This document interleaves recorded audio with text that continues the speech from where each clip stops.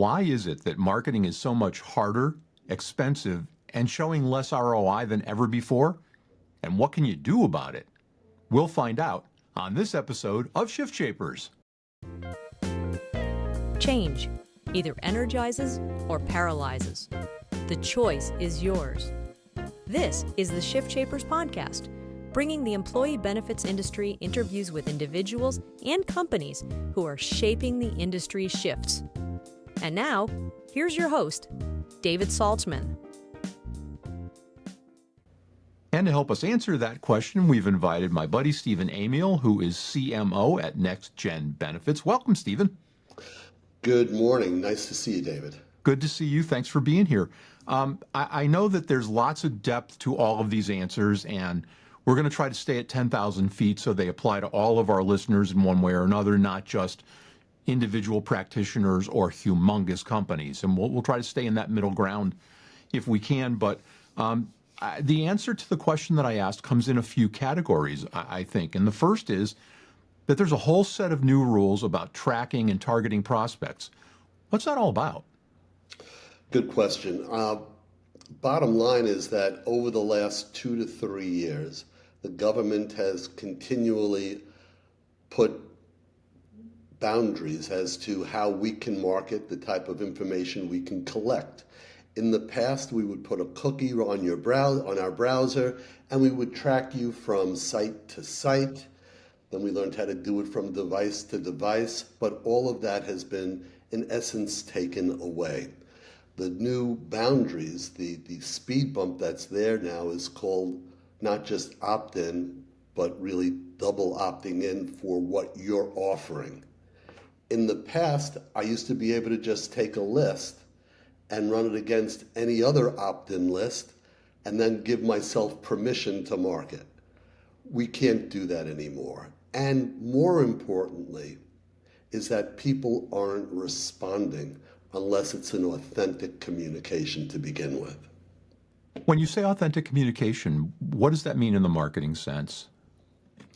So this is a great time to mention what happened a couple of days ago.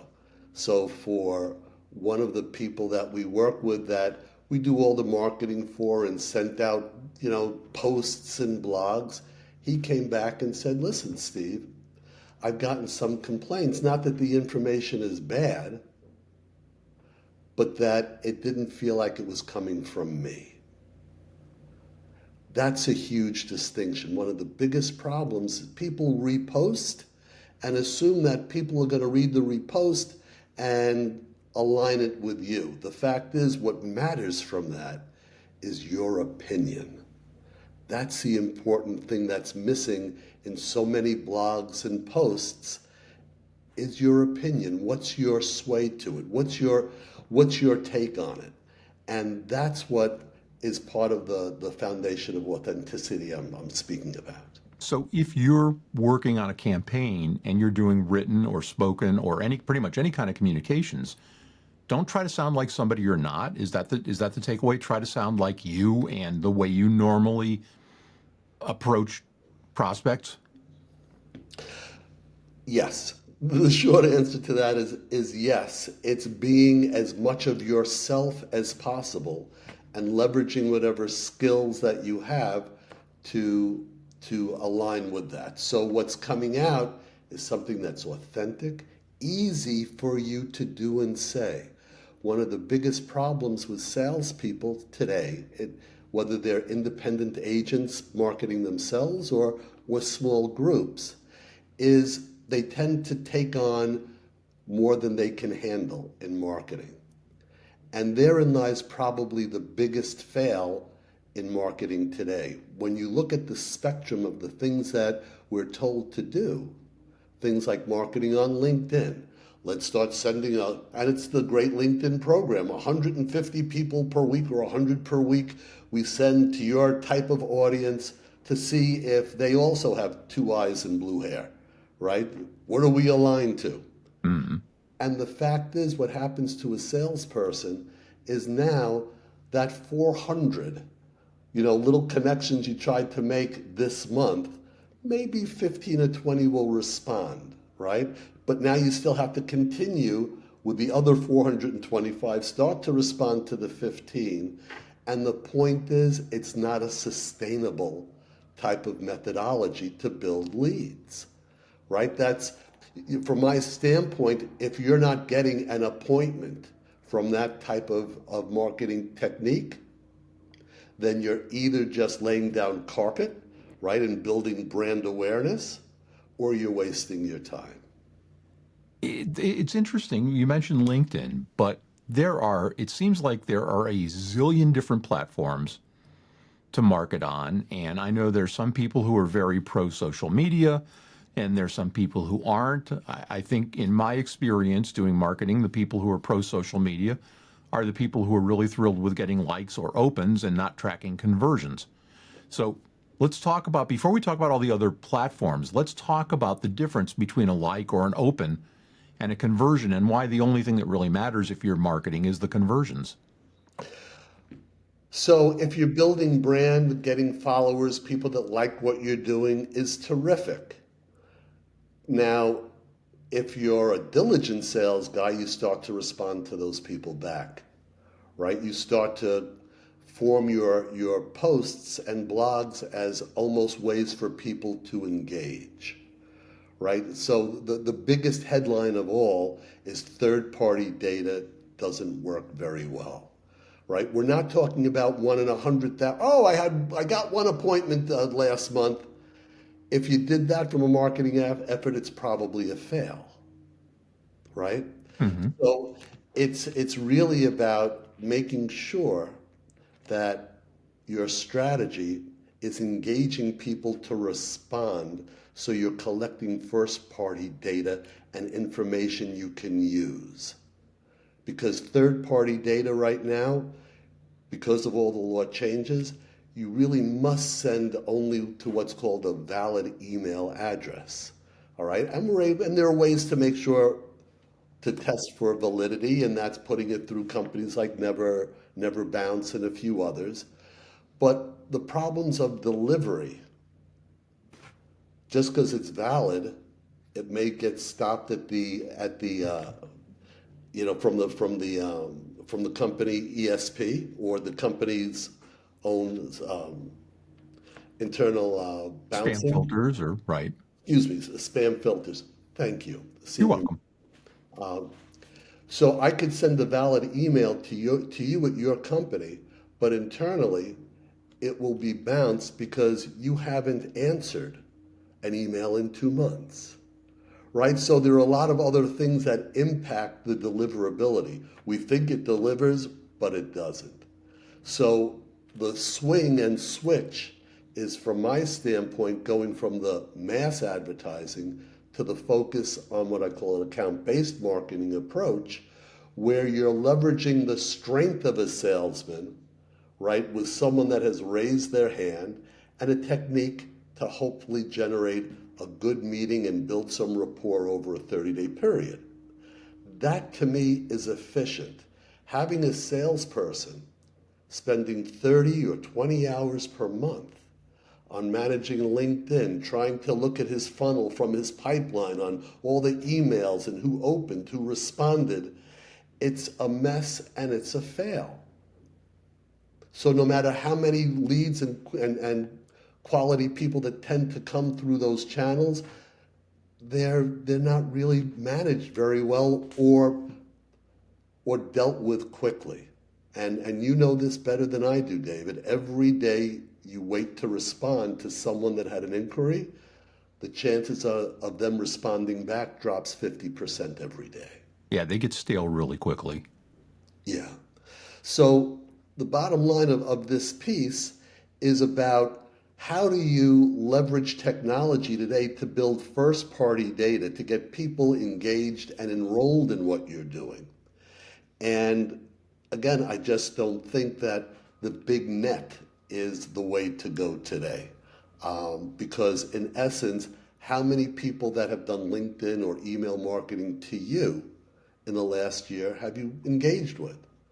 I have a few times, but the techniques and the tactics and the timeliness of it was relevant, but not enough as a sole proprietor to build a business on, to build a pipeline on, to build a consistent pipeline that I can depend on. And now, a word from our sponsor. This episode is sponsored by MZQ Consulting, a concierge compliance firm that excels at making the complex simple. Have you seen the news lately? Johnson & Johnson is being sued because J&J's health plans failed to negotiate lower prices for prescription drugs. In the case of one drug, the plan paid $10,000 for a drug that regularly is available for under $80. Not only were the members of the benefits committee named personally, but their benefits advisor was also named in the suit. And that, dear listeners, is why you need a top-flight compliance firm. Yes, MZQ handles all the usual compliance stuff from ACA reporting and tracking to wrap documents 5500s, mental health NQTL and QTL analysis, and a whole lot more. But the heat is being turned up on fiduciaries who don't act like it. In this environment, using an ERISA attorney-led compliance consulting firm is your best strategy. Your clients too. And MZQ Consulting is where you should go. For more information, go to www.mzqconsulting.com or email them today at engage@mzqconsulting.com. Now, back to our conversation. You know, I know that it's difficult for all folks because they, our audience wants to go out and sell. They don't want to be tied to a computer and answering emails and doing all of that kind of stuff. And I don't know that these days a lot of us who are traditional salespeople really understand all of the tools and techniques you're talking about. Yet it's very difficult for somebody in a medium-sized even practice to hire a full-time chief marketing officer. What can they do in terms of getting advice and help from somebody who's, been in the business forever like you have and who's up on all the most recent techniques? Only market that which you can consume. So it's like, don't order 2 steaks if you could only eat 1. It's a waste. It's a waste of time and money. So it's first acknowledging, what do I have the capacity to do? What do I have the knowledge to do? Then building a plan and a strategy around that generates activity, that allows you to quickly, and here's where the other half of the problem is what do people do with their leads? Where did the lead come in from? What did they download? What's the approach we're going to take to speak to that prospect? And that's the other huge area. The huge gap is how people prepare for their meeting. I don't believe in preparing for a meeting. I believe in preparing for a sale.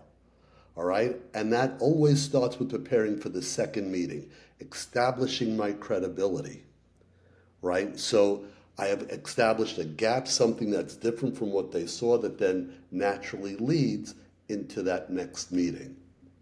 All too often, people treat leads that come in exactly the same. And the fact is, nothing could be further from the truth.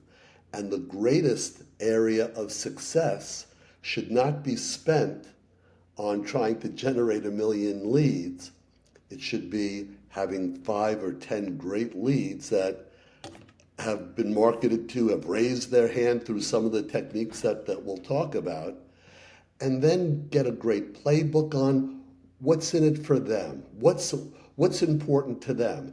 If it's a company that speaks about on their website the family business and it's been transferred from generation to generation, it's a lifestyle business. So you're going to focus your value proposition to what's important to them. If they're a manufacturer and they're in a business that's very capital intensive, you're going to speak about your value in terms of cash flow and the ability to leverage your healthcare budgets to be able to improve the health of the entire organization, including cash flow.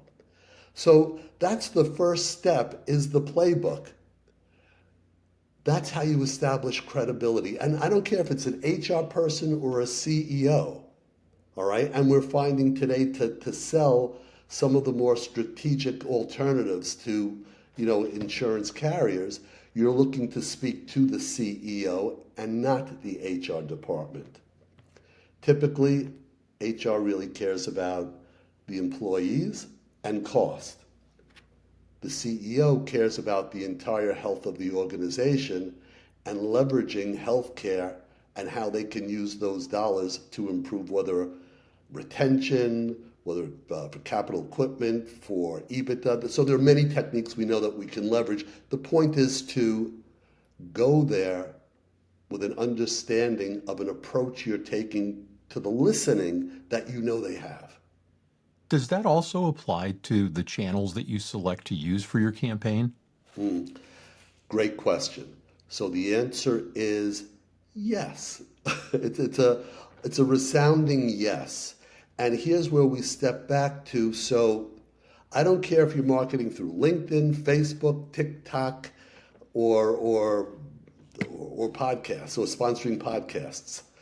What matters is the message that you're communicating is aligned to the listening of the target you're selling to. Biggest mistake that I see today is if you are selling alternative strategies, you're still trying to sell the way you did to HR. And that's a disconnect. So in all of my emails and all of the posts and blogs, you'll see always some sort of reference to as senior management or as a fiduciary. It speaks to who they are. And to me, lead generation is all about, as quickly as possible, establishing executive credibility that piques an interest to learn more.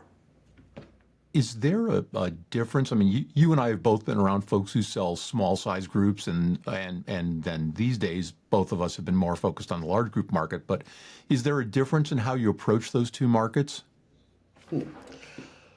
So,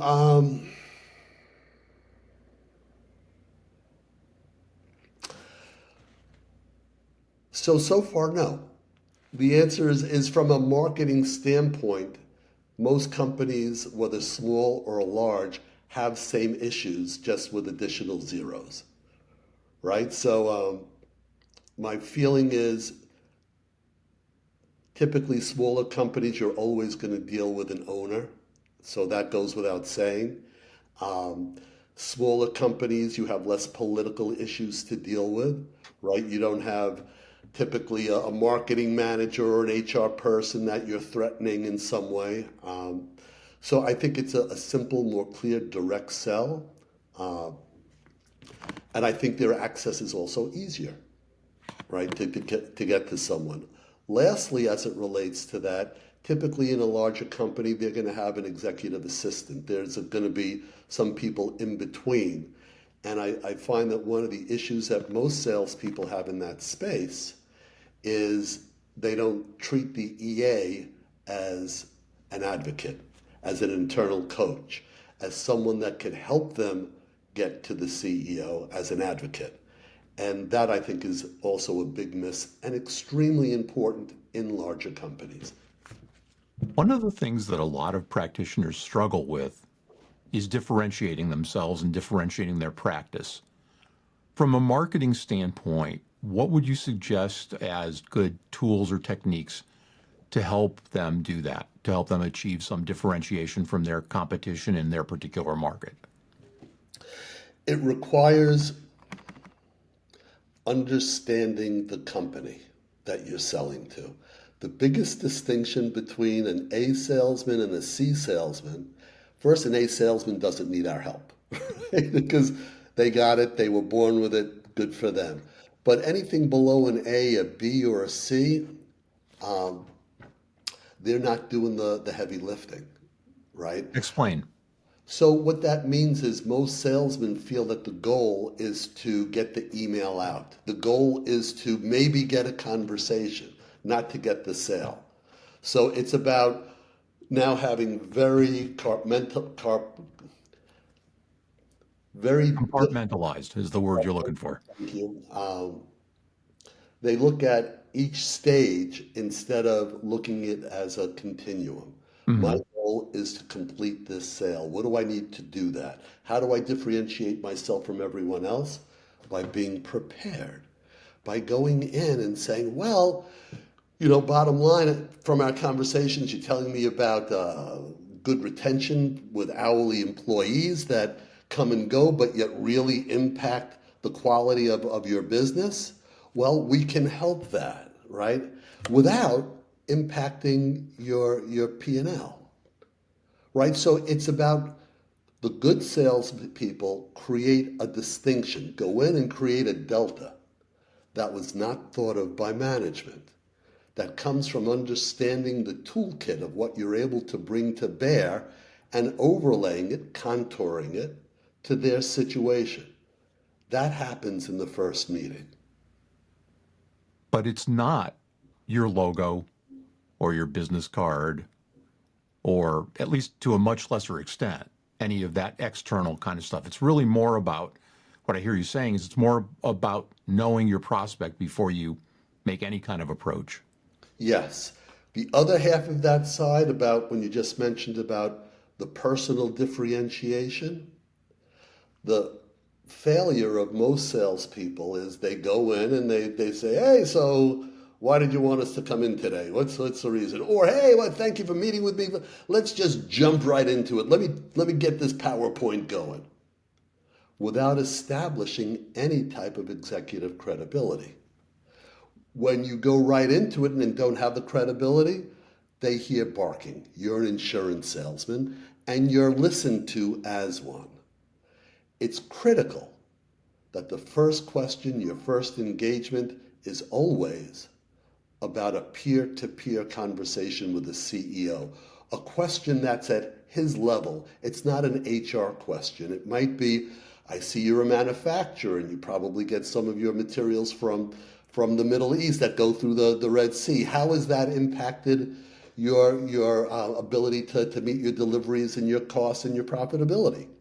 Those types of questions are the ones that establish a listening to take you to the next step. Backtrack that to the marketing.